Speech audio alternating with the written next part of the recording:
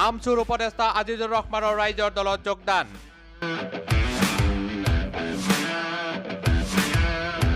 আজি আনুষ্ঠানিকভাৱে যোগদান কৰে ৰাইজৰ দলত।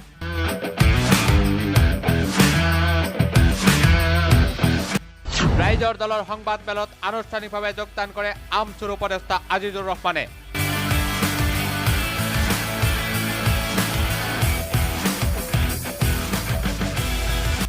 যোৱাকালি প্ৰথম পৰ্যায়ৰ নিৰ্বাচনৰ দ্বিতীয়খন প্ৰাৰ্থী তালিকা ঘোষণা কৰে ৰাইজৰ দলে আৰু তাৰ মাজতে আমচুৰ উপদেষ্টা আজিজুৰ ৰহমানৰ যোগদান কৰে ৰাইজৰ দলত। ৰাইজৰ দলত যোগদান কৰাৰ পাছতে নিৰ্বাচন খেলিবলৈ মন মেলিছে আজিজুৰ ৰহমানে।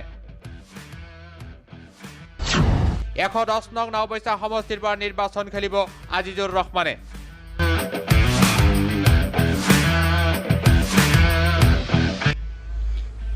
ৰাইজৰ দলত যোগদান কৰি আজিজুৰ ৰহমানে কি ক'লে শুনো আহক।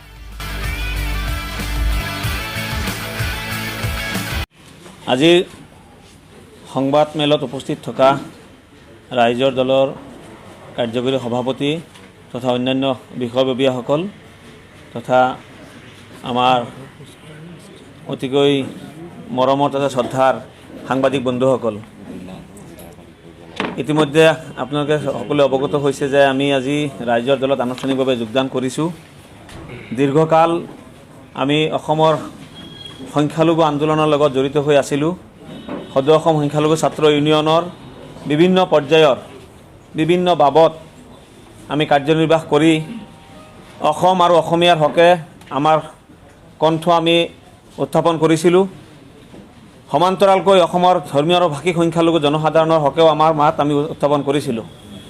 কিন্তু এজন ব্যক্তিয়ে আজীৱন এটা ছাত্ৰ সংগঠনৰ লগত জড়িত হৈ থাকিব নোৱাৰে, যাৰ কাৰণে আমি বিভিন্ন পৰ্যায়ত আলাপ আলোচনা কৰি আমাৰ যোৱা অধিৱেশনৰ সময়তে আমি সিদ্ধান্ত গ্ৰহণ কৰিছিলোঁ যে আমি সংগঠনৰ বিষয়ভাৱ আমি ত্যাগ কৰি আমি কোনোবা নহয় কোনোবা এটা ৰাজনৈতিক মঞ্চত আমি অংশগ্ৰহণ কৰিম।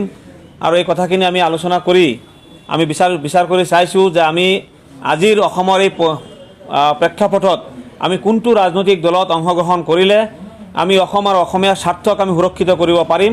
লগতে মই যিহেতু সংখ্যালঘু সম্প্ৰদায়ৰ সংখ্যালঘু সংগঠনৰ লগত জড়িত আছিলোঁ, মই সংখ্যালঘুসকলৰো সমস্যা আমি যাতে উপস্থাপন কৰিব পাৰোঁ, সমাধান কৰিব পৰা যায় তাৰো ব্যৱস্থা আমি কৰিব পাৰিম। তাৰ কাৰণে চিন্তা চৰ্চা কৰাৰ পিছত আমি দেখিছোঁ যে আমাৰ অসমৰ সংগ্ৰামী সত্তা শ্ৰীযুত অখিল গগৈ ডাঙৰীয়াৰ নেতৃত্বৰ যি ৰাজনৈতিক দল, এই ৰাজনৈতিক দলৰ যিখিনি আদৰ্শ, আমি এই ৰাজনৈতিক দলৰ যিখিনি কাৰ্যক্ৰমণিকা আমি দেখা পাই আছোঁ বা শ্ৰী অখিল গগৈ ডাঙৰীয়াৰ বিগত কাৰ্যকালৰ যিখিনি তেওঁৰ কৰ্ম আমি গোটেইখিনি পৰ্যবেক্ষণ কৰি পুংখানুপুংখভাৱে গোটেইখিনি বিশ্লেষণ কৰিছোঁ।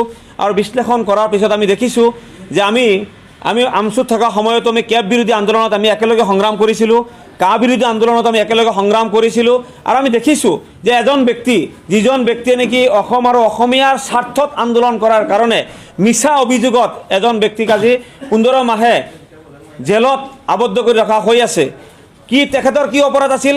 এটাই মাত্ৰ অপৰাধ যে তেখেতে অসম আৰু অসমীয়াক ভাল পায়, অসম আৰু অসমীয়াৰ লগত যাতে কোনো কাৰণতেই কোনো অন্যায় কৰিব নোৱাৰে তাৰ প্ৰতিবাদ সাব্যস্ত কৰে। গতিকে গোটেই বিষয়বিলাক আমি পৰ্যালোচনা কৰাৰ পিছত পুংখানুপুংখভাৱে বিশ্লেষণ কৰাৰ পিছত আমি সিদ্ধান্ত গ্ৰহণ কৰিছোঁ যে আমি ৰাইজৰ দলত আমি অংশগ্ৰহণ কৰি ৰাইজৰ দলত আমি ভিতৰত সোমাই আমি শ্ৰী অখিল গগৈ ডাঙৰীয়াৰ হাত মজবুত কৰিব লাগিব। অখিল গগৈ ডাঙৰীয়াক আমি আমাৰ অসম আৰু অসমীয়াৰ স্বাৰ্থত আমি আগুৱাই দিব লাগিব। সেই এটা মাত্ৰ মনস্থ লৈ আমি আজি ৰাইজৰ দলত অংশগ্ৰহণ কৰিছোঁ। আমি আজি আনুষ্ঠানিকভাৱে যোগদান কৰিছোঁ। আপোনালোকৰ জৰিয়তে সমগ্ৰ অসমবাসী জনসাধাৰণক আমি এটা আহ্বান কৰোঁ, এটা অনুৰোধ কৰোঁ যাতে সকলো জনসাধাৰণেই আমাক আশীৰ্বাদ কৰক।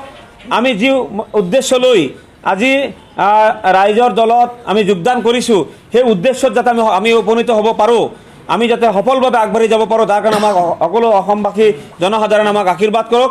আৰু বিশেষকৈ ইতিমধ্যে আমাৰ ৰাইজৰ দলৰ কাৰ্যকৰী সভাপতি ভাস্কৰজ্যোতি শইকীয়া ডাঙৰীয়াই ইয়াতে ঘোষণা কৰিছে যে আগন্তুক বিধানসভা নিৰ্বাচনত এই অভাজনক নাওবৈচা বিধানসভা সমষ্টিৰ পৰা প্ৰাৰ্থিত্ব আগবঢ়াইছে। গতিকে মোৰ ওপৰত দলৰ নেতৃত্ব যি বিশ্বাস আৰু আস্থা ৰাখিছে, মই এই চেগতে দলীয় নেতৃবৃন্দক মই ধন্যবাদ জ্ঞাপন কৰিছোঁ। আৰু নাওবৈচাবাসী জনসাধাৰণক আমি আহ্বান কৰোঁ যে আজিৰ এই অসমত ৰাজনৈতিকভাৱে আমাৰ কিছুসংখ্যক লোকক আমাক হিন্দু বনাইছে, ৰাজনৈতিকভাৱে আমাক কিছুসংখ্যক লোকক মুছলমান বনাইছে। আজি আমাৰ যিবিলাক মৌলিক সমস্যা আছে সেই সমস্যাসমূহৰ ক্ষেত্ৰত আমি কিন্তু মনোযোগ দি থাকিব পৰা নাই।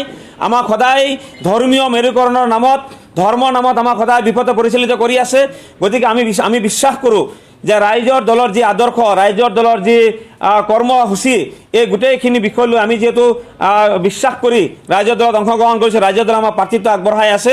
গতিকে নাওবৈচাবাসী জনসাধাৰণক আমি বিনম্ৰভাৱে অনুৰোধ কৰোঁ, আমি যাতে কোনেও আমি ঠেক মনোভাৱ নলৈ ৰাইজৰ দলৰ শ্ৰীযুত অখিল গগৈ ডাঙৰীয়াৰ হাত মজবুত কৰাৰ স্বাৰ্থত, অসম আৰু অসমীয়াৰ স্বাৰ্থত আমাক অহা নিৰ্বাচনৰ সময়ত, নিৰ্বাচনৰ ভোটৰ দিনাখন, ভোটদানৰ দিনাখন আমাক যাতে ৰাইজৰ দলৰ যি প্ৰতিচ্ছবি থাকিব সেই প্ৰতিচ্ছবিক ভোট প্ৰদান কৰি আমাক জয়যুক্ত কৰে। তাৰ কাৰণে আমি আপোনালোকৰ জৰিয়তে, আজি সাংবাদিক বন্ধুসকলৰ জৰিয়তে বিশেষকৈ মই নাওবৈচাবাসী জনসাধাৰণক অনুৰোধ জনাইছোঁ। ধন্যবাদ।